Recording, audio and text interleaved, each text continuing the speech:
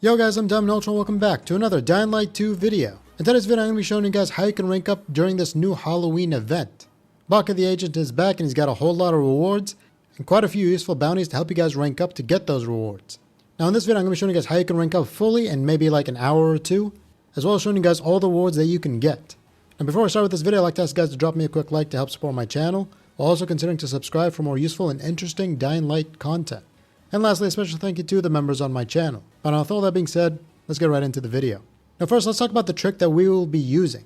Now when you complete a bounty, you need to wait a certain amount of time for the bounty to refresh so you can do it again. However, if you're on PlayStation, you can simply head over to your date and time in your settings, change it manually, and skip forward a day for the daily bounties or a week for the weekly bounties. Which means that you can complete a bounty, change your date and time, and then do that bounty again, which will pretty much allow you to keep ranking up during the same day.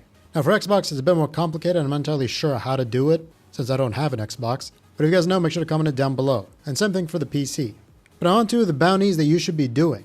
Now I'm first going to start with the weekly bounty because this is the most important one and the most useful one. The first one I recommend is Volatile Hunter.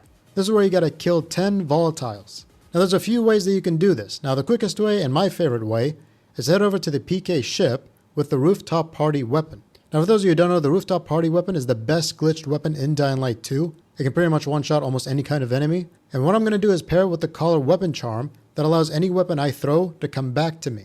Now what I'm going to do is go out in front of the PK ship where a lot of volatiles spawn and pretty much throw the weapon to kill the volatiles. Now what I like to do is to first off not get their attention, because if you get their attention and they start a chase, the rest of the volatiles will not spawn until you get to chase level 3 or 4. So if you're following this trick, here's what I recommend. First, make sure you don't have your flashlight on, and second, try to get your hands on a gear set that has reduced recognition time. And from there, all you gotta do is pretty much just keep moving back and forth in front of the ship, and you'll be able to get this bounty done in no time. Now another way you can do this is to head over to the front of this door right here, and pretty much just shoot zombies from the door. They won't start a chase, and you'll be able to keep killing them because of how many of them spawn in this area. So yeah, this is an easy way for you guys, but if you guys want the quickest way, you gotta use the rooftop party and the collar weapon charm. Now me personally, this is what I like to do. I like to just do this one bounty over and over again, because every time I complete it, I get 1,250 RP and 2,000 pieces of candy. And at the start of ranking up, you'll pretty much rank up every single time you do this, until you get to like, the 20s. But now for the second weekly bounty that I recommend doing is Rooftop Safety. This is where you gotta kill 60 infected with dropkicks or fall damage. Now the dropkicks in Dying Light 2 are amazing. They deal a lot of damage, can get a very big group of them, and it's just very easy to use. So if you want to have some variety, you can also do this one and just go around dropkicking zombies. Now personally, I would not recommend doing any of the other weekly bounties because they just take too long and they're not very efficient. Like doing the 10k distance traveled will take way too long even if you're using a paraglider. And killing 666 infected at night might seem easy, but it is actually a lot. And as for Pumpkin Tile Tyrants, this one is just pretty much luck-based and you're never going to be able to complete this in a guaranteed amount of time. But I'm moving on to the daily bounties. Now here's what I recommend you get if you can. The first one is Perfect Haul. This is where you got to collect 100 Halloween treats without taking damage. Now the reason why I recommend getting this is because when you complete another daily or weekly bounty and you get that reward from that bounty, it'll count towards this challenge or this bounty. So if you have this bounty equipped and you do the killing 10 volatile bounty and get the 2,000 candies, it'll count this one and give you the rewards for this as well. Now each daily bounty gives you 250 RP and 150 pieces of candy. And this bounty itself is pretty much just free candy and RP. So if you do get this, make sure to activate it. And the second one is Headshot Fiesta. Here you gotta headshot 10 enemies, and the reason why I recommend doing this is because if you use a shotgun to shoot the volatiles that come in front of the door, each pillar will act as one bullet. So if you shoot a volatile in the head with a shotgun, you'll pretty much get this bounty done in like 2 or 3 shots. So yeah, if you have a shotgun and you're using it to kill the volatiles, make sure to get this bounty as well. But other than that, that's pretty much how you can rank up very quickly, and these are the only bounties I recommend. However, I would still recommend just using the Volatile Hunter bounty, since you can repeat it very quickly and get it done in no time. But anyways, moving on to all the rewards that you can get from Baka. The first one we have is the Sanguine Warden. Pretty sure I butchered that name, but either way, it is a pretty cool looking weapon that has a built-in bleed power mod and just looks pretty cool. I mean, it's a bloody weapon and that's pretty much it. But next up we got the Blood Spray MK9, which is an artifact SMG. Now it's pretty much a reskin of the SMG we have in the game, And in terms of damage, it deals the highest amount of damage, like in the categories, and has the same ammo capacity, with no extra like stats or special effects. Now, despite what it says in its description, it does not give like a bleed effect or anything when you shoot zombies or any kind of enemy, but it's still one of the best SMGs in the game. Now up next we have the Hemorrhage. These are knuckle dusters that are also bloody, and to be honest, I'm not really too big of a fan of them, but either way, they're still weapons that you can get from Baka. Next up we have the Monster Saber and the Monster Saber Blueprint. Now in terms of damage, it doesn't really, do much, but the weapon itself does look pretty cool, and I do love the signature that it has. And just overall, it's a very nice and well-made weapon. Next up we have the Red Line Cleaver, along with its blueprint as well. This weapon also looks really cool. It's pretty beefy, it's kind of shiny with a bit of rust, and has a higher chance to dismember enemies when you hit them. Next up we have the Infected Plastic Exterminator. Now this is pretty much just a weak toy gun. Like, it can kill zombies, but it's not the best pistol, and it only has 15 shots, and once it's gone, you can't repair it, you can't, fix it, it's pretty much gone forever. Next up we got Butcher's Lullaby. Once again, it's another bloody weapon that looks pretty cool and fits into the Halloween spirit. Next up we got the Venom Sting, and we also got the blueprint that you can buy as well. Now this isn't anything crazy, but it does look pretty cool at night. Like when you're in the dark, you can see like this glowing kind of cobweb, and underneath it you can find like a pumpkin kind of smile or face. So yeah, it's just a pretty cool looking weapon, doesn't deal the most amount of damage, but it is an interesting one to have. Next up we got the Blood Splatter Hammer. Now this one is pretty much the same as the rest.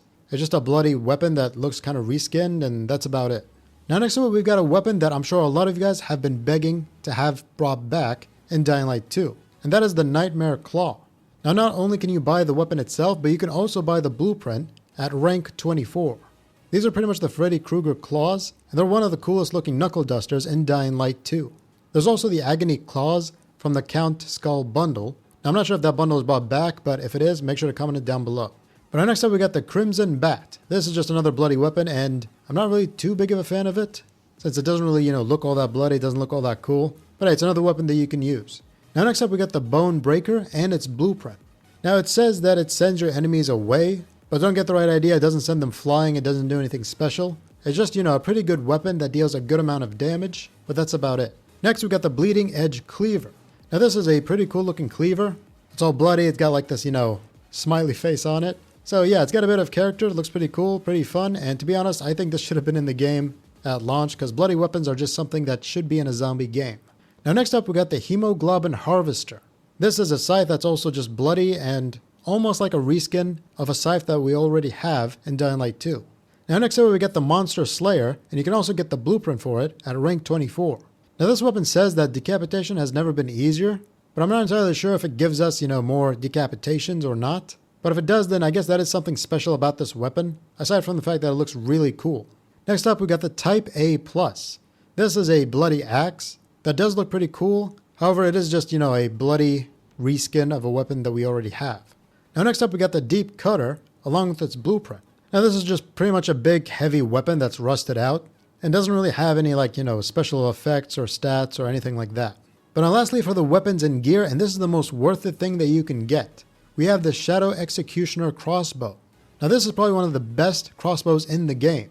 It's on the highest rank of damage, which means that it does have the highest amount of damage, but it's like tied with a few other crossbows. But now not only that, it says that it deals additional damage depending on the maximum health of an enemy.